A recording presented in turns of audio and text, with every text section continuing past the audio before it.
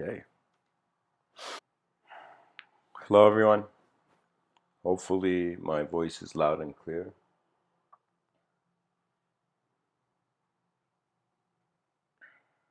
My throat's a bit uneasy today, but I wanted to speak about a concept. Felt it was important, and sometimes when ideas come to me, if I don't uh, externalize the inner realm, the content of the inner, it leaves. That means there's something beautiful about the mind that it evokes everything kind of one moment and then it moves on. Doesn't mean there isn't memory. It doesn't mean when you see a beautiful sunset you can't remember it.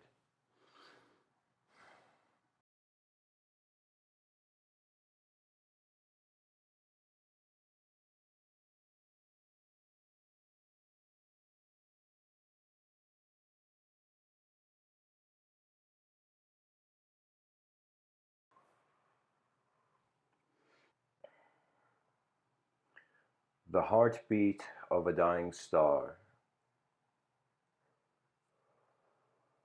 I find that human consciousness, or just and how we find ourselves as a sort of energetic awareness to the moment that is come. I feel that what energetic attention in the moment is doing is that it is oscillating between the known and the unknown. Therefore, it's as if for okay, this is an okay. There is an urge for the human being to see what is beyond itself, and at the same time, there is an urge to maintain itself. And it's kind of like is a sort of strange concept where the creature, its survival is based on what it knows. In other words, its relationship, its maintenance is based on its relationship with its past. Its evolution is based on its relationship. A mind that oscillates between the known and the unknown. And though the known is chaotic, I think subconsciously the unknown will be a sense of order for you. If you feel your sense of knowledge is ordered, then the unknown is a hidden chaos.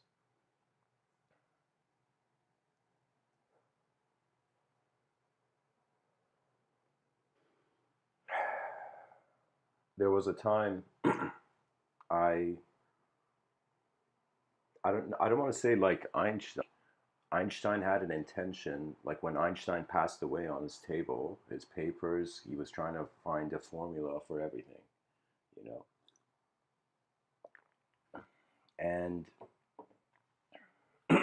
I thought about that. I thought about the limit. I thought about the extension of the imagination. I thought about how an object can be perceived in various angles, and I saw life as something that is multidimensional. This multidimensionality has two sides, but our speaker is acknowledging one side of the coin. And that one side of the coin is that we are considering what is real is individualized, object conscious. And that which is in our unconscious, to us at least, we consider inanimate. Because I think there's a level of fear to see behind another face. I don't want to say fear, but just to see hidden life. For example, imagine you were walking in the forest, saw a group of aliens, like imagine. I'm saying that would be an intense moment. There would be a hidden, the moment would more as an unknown wave. Moments that I handle, that I can handle, it's because there is enough sense of a knowing about the moment. It's like the person's thirsty, the hand without even thinking just grabs a cup from a cupboard and you drink water. So, but in regards to other things, for example, some people are planning for years, and various things have different kind of blueprints to them. I'm just suggesting that there is a relationship. I think it's kind of like you can even describe this to the brain hemispheres. That one side of the brain um, considers it's trying to know everything. The other side of the brain cannot know everything. You know. So think of your known. interpreting the unknown, another hemisphere unknown interpreting the known. It's ultimately direction, because really, what does language a person? What does language give to a person? The ability of communication, the ability of speech, it's a sophistication. Of course, we see other species, but their comprehension of their noises is based on the language of their environment. When human beings stepped out of the natural food chain, they came into where they had to become responsible for. So that means before, nature moved your imagination. Now that you have chosen to be a sort of separate, individualized kind, then the relationship of what you want. So the thing is, it's not that it's kind of like we changed and that the nature of our reality changed. You can say a driver that steps out of one car and goes into another car, that driver is shifting between, you can say, fields of existence.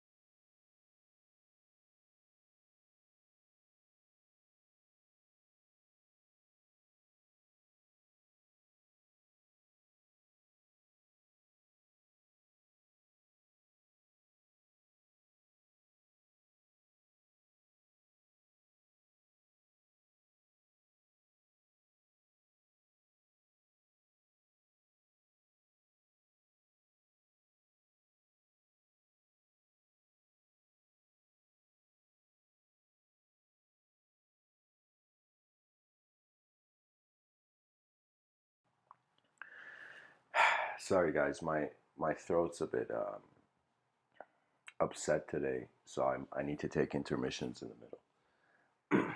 But, anyways, the evolution of the attention of the human being to a world that was unconsciously kind of moving to a world that is consciously moving, with the administration of conscious responsibility of design. So, in some sense, you can say human beings, but their free will allows them to feel they are in an empty room, build anything, and really. The linguistic simulation, I think, is evocational. The inner realms of the person is evocational due to a relationship like this,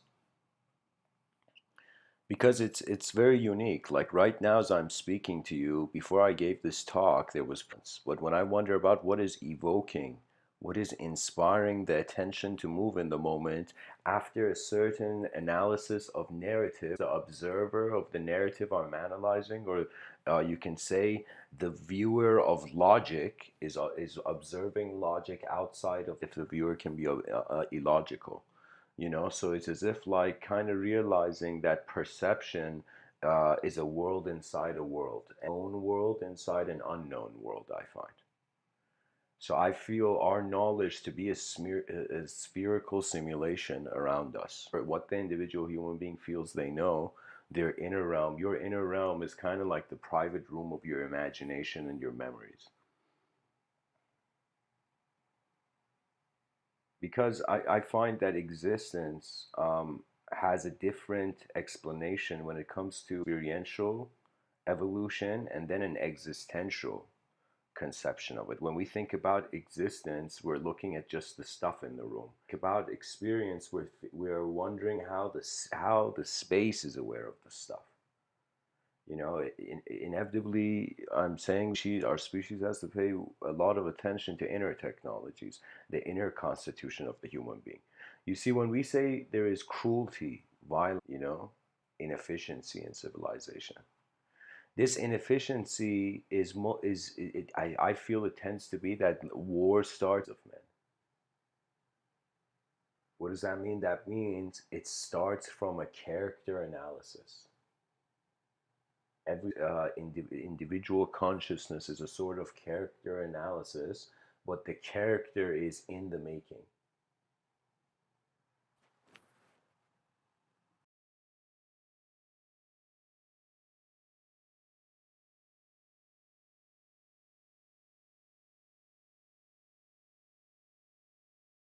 into their whole moment. So the person is looking, imagine you're inside a sphere, there's a bunch of stuff inside this sphere. And you are picking up the stuff inside the sphere, and you're like, the stuff you're holding, you think you are. The stuff, endurance to even maintain that artificialness. So this is the value of, and if you consider something beyond the mind, let's say soul, super soul, soul of the soul, whatever you consider, keep that unknown. The concept of the soul was like an unknown X variable. And there was a reason. It would inevitably be there because language had a vanishing point. So it means that there are beyond the dimensions of our perception. It doesn't mean there is nothing in this cosmos. It just means our technologies are not status and whatnot. But I'm saying, what are they? What is education on a changing world? And so any school of thought that direct experience inevitably will develop a certain, will inevitably move towards decisions that will ignore. So what it is I'm going to say this strangely, it's like playfully entertain this idea that it's as if like the soul is sitting in a room and to the body. Now it's looking at the body, it's seeing how the body moves, and then the soul is like, its opinions on its body is, because when you really look at imagination, it needs to have a reference point towards reality. That means the only reason we don't call it reality is because it seems to deviate. It seems to be something different. It's like if I tell me between remembering something and imagining something. This is an incredible question, by the way, guys. Because we take our memories as solid reality, but our imagination as solid reality. So what happens? It's either we have to kind of choose one side of the coin, or are very profoundly by nature's command ushered in to the era of advanced communication. The era of advanced communication, the species has taken a look at itself and it's like, okay, what is more valuable than every individual's life? I'm afraid to ask this question as a species. What is more valuable than the individual's life?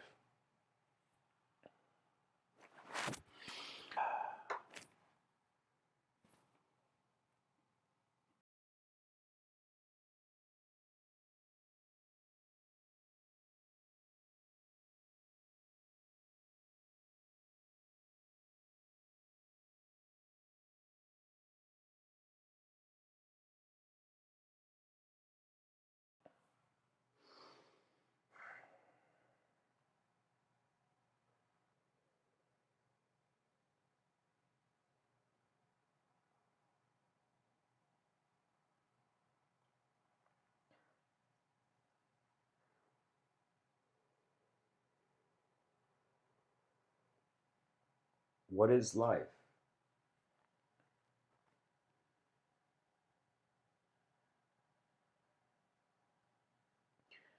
The moment you live individual self, you'll notice that as your individual self grows, the more you can distinguish the collective. That means the more individuality is becomes more sophisticated, individualism, how the person is an individual, the more this is going to be collective. It's like sometimes I've wondered, why do we as human beings have can we explain the phenomena of conscience? And Rene Descartes' mind body dualism was a great, that conscious is the opposite of what you're doing existing in your mind, in the back of your mind. And anytime you do something, you have a polar opposite. It's like, I'll give you an example. Right now, I don't know if you can hear it, but probably not. For example, sirens. Sirens of, I don't know if it's an universe. And once this is revoked, I think inspiration pours from every angle of vision.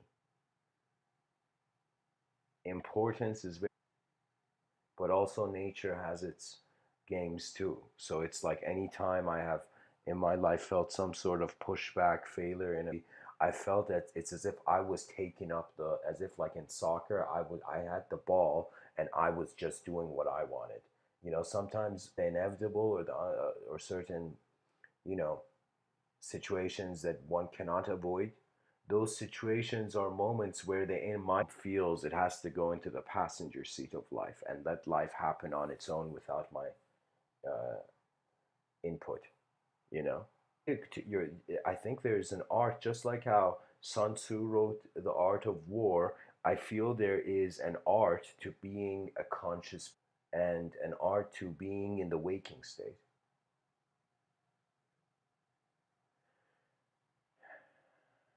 So that your heartbeat, if first of all, if the universe was alive and had a heartbeat, let's say if a star, if the sun had a heart, it would be as if you for a moment feeling your heartbeat is in sync with the heartbeat of the universal sector, heartbeat of the existential moment.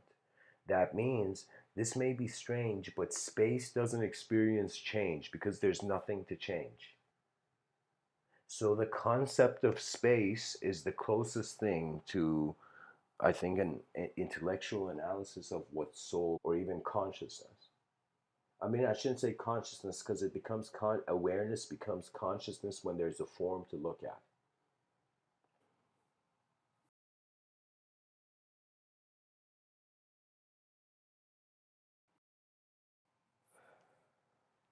I find it fascinating in our dream states. So this means if the mind is beyond this dimension work of this plane of existence, behind your eye, literally after the physical game has been finished, the person will still be a mind, their dream state they could simulate. Now the biology is so conditional. That means just by someone eating a different food, say their state of mind, their neurochemistry can alter. Like a person can eat something of good taste and suddenly feel for a moment. So that joy is definitely a neurochemical shift. It's as if the person didn't wasn't behaving that way, suddenly is behaving this way. And we as a species, as a civilization, are under the impression that we create thought. What if we are receiving? Every human brain is a sort of unique biological present moment. Usually for me, simplicity and gentleness, it deserves passage. Super fast complexity and movement, one can say it's not that it doesn't deserve passage, but, or let's say it doesn't deserve passage, is if one sees their complexity as a simple part. So as if like externally it may appear to something in a room and you're playing an instrument, okay? And people in the room are like, oh my God, how's this person playing this instrument so well, you know? And the person is maybe in behind their eyes using 10% of their ability. But that 10% to the external realm can appear seem a lot. So what does this say about the potential of human ability? It's about how much awareness there is to something. So your sense of responsibility in life has to do with how much you're aware of things. And for me, the pleasure of the mind, the luxury is of course physical resources, but the luxury of the mind is awareness. So every day I wake up, it's as if I remember years ago, it was the first sentence I wrote, I felt as a writer. Like I felt a sentence that came from within me. And I remember writing it and putting it on my wall. The sentence was, I don't want to live in a world out of writing that sentence. This is years ago, probably 2011. I don't want to live in a world that looks the same the next day. We have an ability to, or we have an ability to fill the space of the new with the past again and again and again. I feel there's nothing more divine than, and there's nothing more divine than the evolution of the past into the future, because it means there is an ability for the being to change. That means you are born with the ability to live this life. Like, for example, somebody makes a cup, let's say somebody, I mean, I'm definitely using too many cups as metaphor. But imagine like a phone, okay? Like a phone, right? We notice, this is not me kind of suggesting like some sort of behind things. I'm just saying behind the veil of existence. I'm saying that when you look at a phone, it has a design, and the phone, it's like designed to be used. It, like, how can I tell you? It's like design is there, utility is not there yet. I'm just trying to say that nature comes prepared into existence. It may not satisfy the ego, but I feel regardless of what happens to any person in this plane of existence, you automatically have the strength of the experience you're going into to endure it, you know. So what it is, life is mindful of its expression. Imagine the human being was ignorant, but the planet was like, I'm still mindful, human being, did you want? So we see, like, for example, nature balances itself even though the human beings. So for me, existence is a performance of how aware the experience is to the self and how self comes from the world. So the heartbeat of a dying star is the entrance into the space where anything else can appear. Life, just like how a person gives a talk, from the silence, words and sound emerge. Sound and words emerge. And then to the silence. And so for me, it's like the human life is an effort, but it's an effort where the intention matters. Like the velocity of your life, the direction and the speed matters. And all the direction and the speed is unknown experiencer in a known landscape, and you can articulate the known in any way. You can break the Lego pieces of knowledge and and put them back together.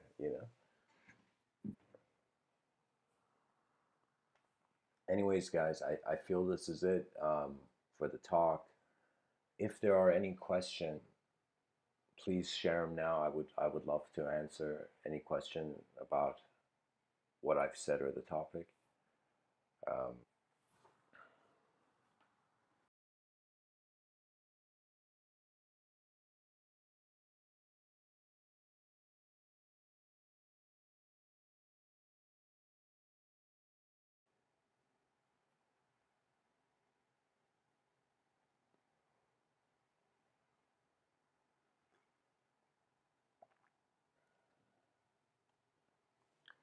you know what, guys? I'm gonna read a here. I'll read the last poem of it. It's number 36. Guys, by the way, I treat these videos, even though they're open to the public, I treat them kind of like a digital notepad. So, you know, anyway, the last joy.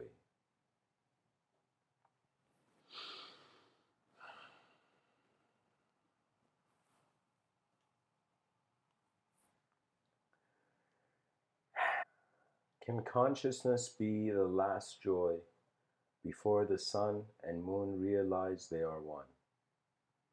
Can the big and small be walking side by side,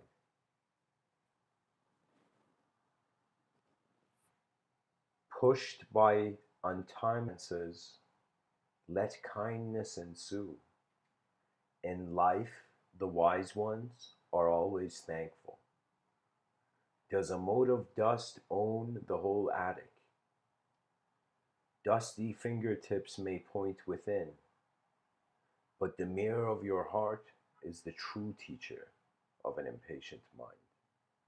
Let the lake reveal the ripple's flow, for are too busy throwing stones. The silent child is awaiting the present reflection of the sky.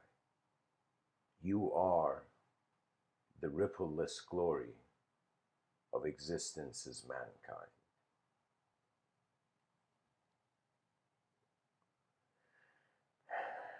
You are the rippleless glory of existence is mankind.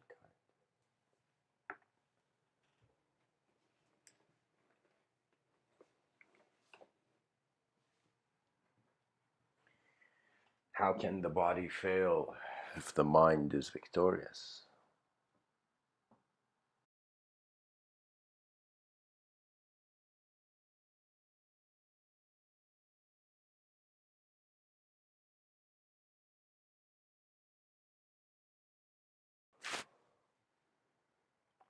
You know, I even have a memory, very memory of early in my childhood where it was before I had learned language. And I kind of remembered I had seen a sort of self, a self that was unconditional because as the whole moment's awareness. So it's as if the conditions of life are found in an awareness, and the space doesn't feel pain, doesn't feel anything. The space has a mind, but its mind is not shaped. So it's raw experience, you can say. But what's in the space, oh, that's becoming us. That is us in some sense. So we, I think, reclaim our story of a fallen civilization in ignorance, distracted by its own torment of a civilization that wants to pilot in many dimensions in sophisticated ways. We don't want to just pilot skies, we want to pilot entities. What does that mean? That means we start as a species studying the nature of subjective phenomena. Now, subjective phenomena can be divided between, you can say, real and unreal. But you'll see it's like the real is also a dream for the unreal, and the unreal is a dream for the real. What lies there beyond the mind?